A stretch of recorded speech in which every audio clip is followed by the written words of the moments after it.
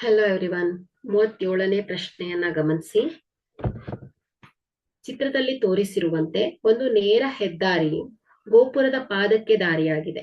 ಗೋಪುರದ ತುದಿಯಲ್ಲಿ ನಿಂತಿರುವ ವ್ಯಕ್ತಿಯೊಬ್ಬರು ಎ ಬಿಂದುವಿನಲ್ಲಿ ಗೋಪುರದ ಪಾದದಿಂದ ಏಕರೂಪ ಜವದಲ್ಲಿ ಬರುತ್ತಿರುವ ಕಾರೊಂದನ್ನ ಸಿ ಬಿಂದುವಿನಲ್ಲಿ 60 ಡಿಗ್ರಿ ಅವನತ ಕೋನದಲ್ಲಿ ನೋಡುತ್ತಾನೆ.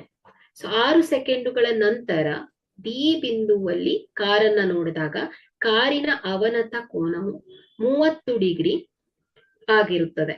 ಗೋಪುರದ ಪಾದದಿಂದ ಕಾರು ಬಿ ಬಿಂದುವನ್ನ ತಲುಪಲು ತೆಗೆದುಕೊಳ್ಳುವ ಸಮಯವನ್ನ ಕಂಡುಹಿಡಿಯಿರಿ. ಹಾಗೆ ಗೋಪುರದ ಎತ್ತರ 30 ಮೀಟರ್ ಆಗಿದ್ದರೆ ಗೋಪುರದ ತುದಿ ಮತ್ತು ಬಿ ಬಿಂದುವಿನ ನಡುವಿನ ಅಂತರವನ್ನ ಕಂಡುಹಿಡಿಯಿರಿ ಅಂತ ಕೇಳಿದ್ದಾರೆ ಮಕ್ಕಳೇ. ಓಕೆ, ಸೊ ಇಲ್ಲಿ ನೋಡಿ, ಇಲ್ಲಿ 60 ಡಿಗ್ರಿ ಅಂದ್ರೆ ಎ ಸಿ ಡಿ, ಈ ಕೋನ 60 ಡಿಗ್ರಿ ಆಗುತ್ತೆ, ಪರ್ಯಾಯ ಕೋನ. ಅದೇ ರೀತಿ ಬಿ, ಇದು ಎ 30 ಡಿಗ್ರಿ ಆದ್ರೆ ಎ ಬಿ ಡಿ 30 ಡಿಗ್ರಿ ಆಗತ್ತೆ ಮಕ್ಕಳೇ. ಓಕೆ, ಈಗ ನಾವು ಸಿ ಡಿಯ ದೂರವನ್ನ ಫೈಂಡ್ ಔಟ್ ಮಾಡೋಣ. ಅದೇ ರೀತಿ ಬಿ ಡಿಯ ದೂರವನ್ನ ಫೈಂಡ್ ಔಟ್ ಮಾಡೋಣ ಮಕ್ಕಳೇ. ಈಗ ತ್ರಿಭುಜ ಎ ಡಿ ಸಿ ಅಲ್ಲಿ ಇಲ್ಲಿ ಗೋಪುರದ ಎತ್ತರವನ್ನ ಕೊಟ್ಟಿದ್ದಾರೆ. ಎಷ್ಟಿದೆ? 30 ಮೀಟರ್ ಇದೆ. ಇಲ್ಲಿ ತ್ರಿಭುಜ ಎ ಡಿ ಸಿ ಅಲ್ಲಿ tan 60 degree is equal to ಏನಾಗುತ್ತೆ ಹೇಳಿ? A D divided by C D ಆಗತ್ತೆ. ಓಕೆ, ಸಾರಿ, ಟ್ಯಾನ್ 60 ಡಿಗ್ರಿ ಏನ್ ಹೇಳಿ? √3 is equal to 30 divided by C D. C D is equal to ಏನಾಗುತ್ತೆ? 30 ಡಿವೈಡೆಡ್ ಬೈ √3. ಇದನ್ನ ಅಂಶ ಮತ್ತು ಛೇದಕ್ಕೆ ನಾವು ವರ್ಗಮೂಲ 3ರಿಂದ ಗುಣಿಸಿದಾಗ C D is equal to ಏನಾಗುತ್ತೆ? 30√3 divided by 3. 3 1 3 10 is equal to 10√3 meter ಬಂತು. ಇದು ಸಿ ಡಿ. ಗೋಪುರದ ಪಾದದಿಂದ ಸಿ ಬಿಂದುವಿನ ನಡುವಿನ ಅಂತರ ಎಷ್ಟು ಬಂದಿದೆ? 10√3 ಮೀಟರ್ ಬಂದಿದೆ ಮಕ್ಕಳೇ. ಈಗ ನಾವು ತ್ರಿಭುಜ ಎ ಬಿ ಡಿ ಅನ್ನ ತಗೊಂಡ್ರೆ ಬಿ ಡಿ ಅಳತೆ ಸಿಗತ್ತೆ ನಮ್ಗೆ. ಹಾಗಾಗಿ ಇಲ್ಲಿ ನಾವು ತ್ರಿಭುಜ ಎ ಡಿ ಬಿ ಅಲ್ಲಿ tan 30 degree is equal to ಏನ್ ಹೇಳಿ? A D divided by B D ಆಯ್ತು. ಓಕೆ, ಇಲ್ಲಿ tan 30 degree 1/√3 is equal to A D ಗೋಪುರದ ಎತ್ತರ 30 metre divided by P D. P D is equal to ಏನಾಗುತ್ತೆ? B D is equal to 30√3 metre ಆಯ್ತು. ನಮ್ಗೆ B D ಅಳತೆ ಸಿಕ್ಕಿದೆ, C D ಅಳತೆ ಸಿಕ್ಕಿದೆ. ಸಿ ಡಿ ಎಷ್ಟು? 10√3. ಬಿ ಡಿ ಅಳತೆ ಎಷ್ಟು? 30√3 ಮೀಟರ್. ಓಕೆ, ಇದಿಷ್ಟು ಅಳತೆ ಸಿಕ್ಕಿದೆ ನಮ್ಗೆ. ಈಗ ಕಾರು ಸಿ ಇಂದ ಬಿ ಗೆ ತಲುಪಲು ತೆಗೆದುಕೊಳ್ಳುವ ಸಮಯ. ಇಲ್ಲಿ ಪ್ರಶ್ನೆಯಲ್ಲಿ ಏನ್ ಹೇಳಿದ್ದಾರೆ? ಗೋಪುರದ ಪಾದದಿಂದ ಏಕರೂಪದ ಜವದಲ್ಲಿ ಬರುತ್ತಿರುವ ಕಾರೊಂದನ್ನ ಸಿ ಬಿಂದುವಿನಲ್ಲಿ 60 ಡಿಗ್ರಿ ಅವನತ ಕೋನದಲ್ಲಿ ನೋಡುತ್ತಾನೆ. 6 ಸೆಕೆಂಡುಗಳ ನಂತರ ಅವರು ಬಿ ಬಿಂದುವಿನಲ್ಲಿ ಕಾರನ್ನ ನೋಡಿದಾಗ ಕಾರಿನ ಅವನತ ಕೋನವು 30 ಡಿಗ್ರಿ ಆಗಿರುತ್ತೆ. ಇಲ್ಲಿ ಕಾರ್ ಏನಾಗುತ್ತೆ? ಏಕರೂಪ ಜವದಲ್ಲಿ ಚಲಿಸ್ತಾ ಇದೆ. ಇಲ್ಲಿ ನಾವು ಇದರ ಸಮಯವನ್ನ ಕೂಡ ಕ್ಯಾಲ್ಕುಲೇಟ್ ಮಾಡಬೇಕು. ಮೊದಲನೇದಾಗಿ ನಾವು ಸಿ ಇಂದ ಡಿಗೆ, ಓಕೆ, ಇಲ್ಲಿ ಸಿ ಇಂದ ಡಿಗೆ ತಲುಪಿರುವಂತಹ ಸಮಯ ಗೊತ್ತಿದೆ. ಇದರ ಡಿಸ್ಟೆನ್ಸ್ ಅನ್ನ ನೋಡೋಣ. ಇದರ ಜವವನ್ನ ಕ್ಯಾಲ್ಕುಲೇಟ್ ಮಾಡೋಣ ಮಕ್ಕಳೇ. ಓಕೆ, ಹಾಗಾದ್ರೆ ಇಲ್ಲಿ ನಾವು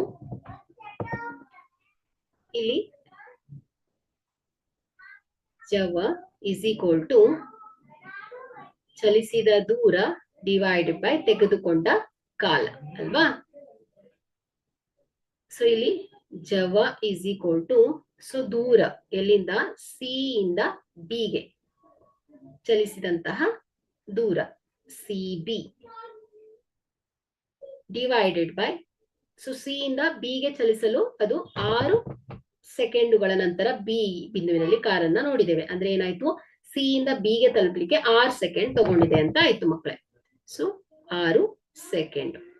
ಸೊ ಈಸ್ ಈಕ್ವಲ್ ಟು ಏನಾಯ್ತು, ಜವ ಸಿ ಬಿ ಬೇಕು ನಮ್ಗೆ. ಸೊ ಇಲ್ಲಿ ನಮ್ಗೆ ಬಿ ಡಿ ಗೊತ್ತಿದೆ ಅಲ್ವಾ. ಸೊ ಬಿ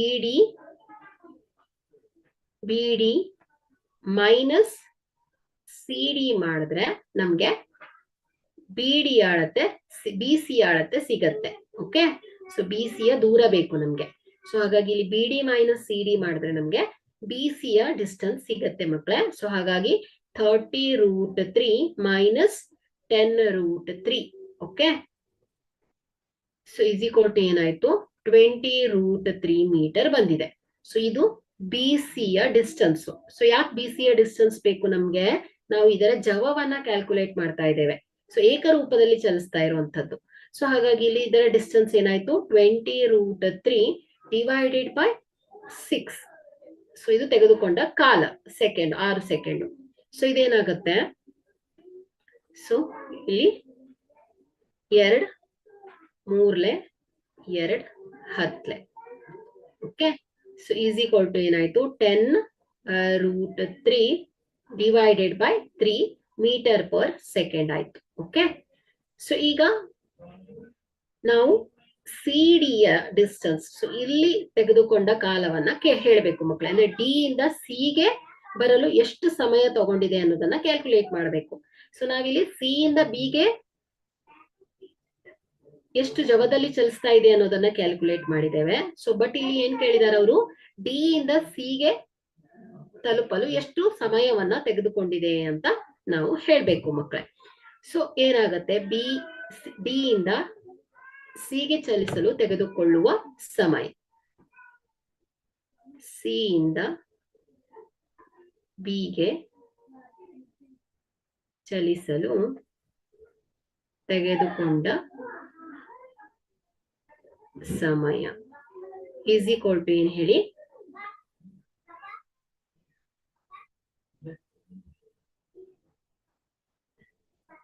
ದೂರ ಡಿವೈಡೆಡ್ ಬೈ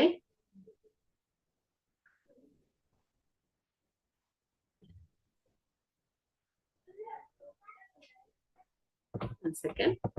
ಸೊ ಇಲ್ಲಿ ಬಿ ಬಿಂದುವನ್ನ, ಗೋಪುರದ ಪಾದದಿಂದ ಬಿ ಬಿಂದುವನ್ನ ತಲುಪಲು ತೆಗೆದುಕೊಳ್ಳುವ ಸಮಯ. ಓಕೆ, ಸಾರಿ, ನಾವಿಲ್ಲಿ ಡಿ ಇಂದ ಸಿ ಗೆ ಕ್ಯಾಲ್ಕುಲೇಟ್ ಮಾಡೋ ಅವಶ್ಯಕತೆ ಇಲ್ಲ. ಸೊ ನಾವು ಡಿ ಇಂದ ಅಂದ್ರೆ ಗೋಪುರದ ಪಾದದಿಂದ ಬಿ ಗೆ ತಲುಪಲು ತೆಗೆದುಕೊಳ್ಳುವ ಸಮಯವನ್ನ ಹೇಳ್ಬೇಕು ಮಕ್ಕಳೇ. ಓಕೆ, ಸೊ ಹಾಗಾದ್ರೆ ಇಲ್ಲಿ ಸಮಯ ದೂರ ಡಿವೈಡೆಡ್ ಬೈ ಜವ. ಸೊ ಇಲ್ಲಿ ಡಿ ಇಂದ ಬಿ ಗೆ ಅಲ್ವಾ, ಸೊ ಇದರ ಡಿಸ್ಟೆನ್ಸ್ ಬಿ ಡಿವೈಡೆಡ್ ಬೈ ಜವ ಏನಾಗುತ್ತೆ ಇದು, ಸೊ ಇಷ್ಟು ಬಂದಿದೆ ಜವ 10√3 ಡಿವೈಡೆಡ್ ಬೈ 3 ಅಲ್ವಾ. So 10√3 divided by 3. So is equal to ಏನಾಗುತ್ತೆ, ಡಿ ಬಿ ಎಷ್ಟು 30√3 ಬಂದಿದೆ ಅಲ್ವಾ. ಸೊ ಡಿಸ್ಟೆನ್ಸ್ ಗೋಪುರದ ಪಾದದಿಂದ ಬಿ ಗೆ ಇರುವ ಡಿಸ್ಟೆನ್ಸ್ 30√3 ಡಿವೈಡೆಡ್ ಬೈ ಏನ್ ಹೇಳಿ, 10√3 ಡಿವೈಡೆಡ್ ಬೈ 3. ಸೊ ಇದನ್ನ ಸಿಂಪ್ಲಿಫೈ ಮಾಡಿ 30√3 ಇಂಟು ರೆಸಿಪ್ರೋಕಲ್ ಏನಾಗುತ್ತೆ 3 ಡಿವೈಡೆಡ್ ಬೈ 10√3. √3 ಕ್ಯಾನ್ಸಲ್ ಆಗುತ್ತೆ, 10 1 10 3 ಸೊ 3 9 ಸೆಕೆಂಡ್ ತಗೊಳ್ತು. ಓಕೆ, ಸೊ ಎಲ್ಲಿಂದ ಡಿ ಗೋಪುರದ ಪಾದದಿಂದ ಬಿ ಗೆ ತಲುಪಲು 9 ಸೆಕೆಂಡ್ ತಗೊಂಡಿದೆ. ಸೊ ಸಿ ಇಂದ ಬಿ ಗೆ ತಲುಪಲು ಆಲ್ರೆಡಿ ಅವರೇ ಕೊಟ್ಟಿದ್ದಾರೆ 6 ಸೆಕೆಂಡ್ ಅಂತ. ಸೊ ಹಾಗಾದ್ರೆ ಇಲ್ಲಿ ಸಿ ಡಿ ಅನ್ನ ಕ್ಯಾಲ್ಕುಲೇಟ್ ಮಾಡೋ ಅವಶ್ಯಕತೆ ಇಲ್ಲ, 3 ಸೆಕೆಂಡ್ ಅನ್ನ ತಗೊಂಡಿರತ್ತೆ. ಸೊ ಟೋಟಲ್ ಆಗಿ 9 ಸೆಕೆಂಡ್ ತಗೊಂತು ಅಂತ ಆಯ್ತು. ಡಿ ಇಂದ ಬಿ ಗೆ ತಲುಪಲು 9 ಸೆಕೆಂಡ್ ಅನ್ನ ತಗೊಂಡಿದೆ. ಸೊ ಈಗ ನಾವು ಗೋಪುರದ ತುದಿ ಮತ್ತು ಬಿ ಬಿಂದುವಿನ ನಡುವಿನ ಅಂತರವನ್ನ ಕ್ಯಾಲ್ಕುಲೇಟ್ ಮಾಡ್ಬೇಕು. ಸೊ ಗೋಪುರದ ತುದಿಯಿಂದ ಬಿ ಬಿಂದುವಿನ ನಡುವಿನ ಅಂತರವನ್ನ ಕ್ಯಾಲ್ಕುಲೇಟ್ ಮಾಡ್ಬೇಕು. ಸೊ ಇಲ್ಲಿ ನಾವು ಪೈಥಾಗೋರಸ್ ಪ್ರಮೇಯವನ್ನಾದ್ರೂ ಬಳಸಬಹುದು, ಅಥವಾ ನೀವು sine function, sine degree. So sine ಏನ್ ಹೇಳುತ್ತೆ, ವಿಕರಣ ಅಭಿಮುಖ ಬಾಹು ಮತ್ತು ಬಿಡಿ ಪಾರ್ಶ್ವಬಾಹು ಅಲ್ವಾ. ಸೊ ಸೈನ್ ಫಂಕ್ಷನ್ ಏನ್ ಹೇಳುತ್ತೆ ಮಕ್ಕಳೇ, ಅಭಿಮುಖ ಬಾಹು ಡಿವೈಡೆಡ್ ಬೈ ವಿಕರ್ಣ. ಸೊ ಅಥವಾ ನೀವು ಇಲ್ಲಿ ಪೈಥಾಗೋರಸ್ ಪ್ರಮೇಯದಂತೆ ಕೂಡ ನೀವು ಇದನ್ನ ಸಾಲ್ವ್ ಮಾಡಬಹುದು.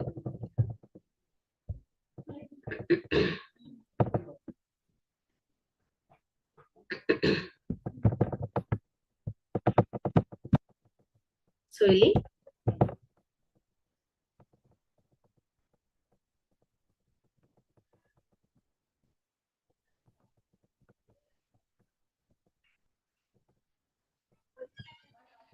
ತ್ರಿಭುಜ ಎ ಬಿ ಡಿ ಅಲ್ಲಿ